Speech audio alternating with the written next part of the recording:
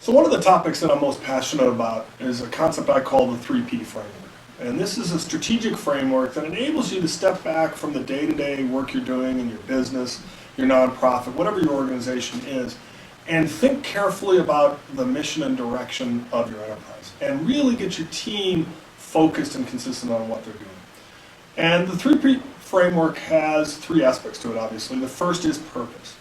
And purpose is where you step back and you say, can I describe in one or two sentences exactly what it is we're trying to accomplish?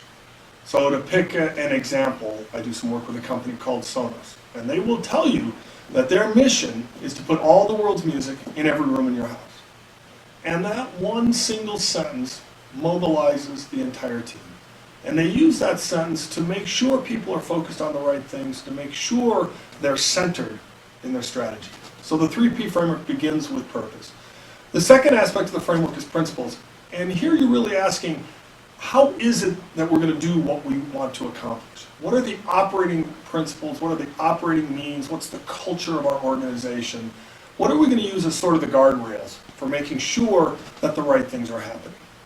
Oftentimes I think of a retailer like Walmart who has an operating principle that says lowest price every day.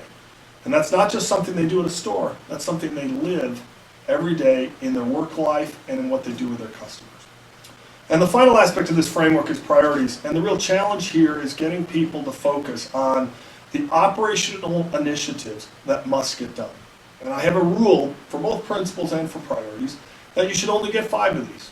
And so forcing people to step back and think about those 5 priorities and choosing amongst the 7, 8, or 9 priorities that people might consider is the important element of this framework.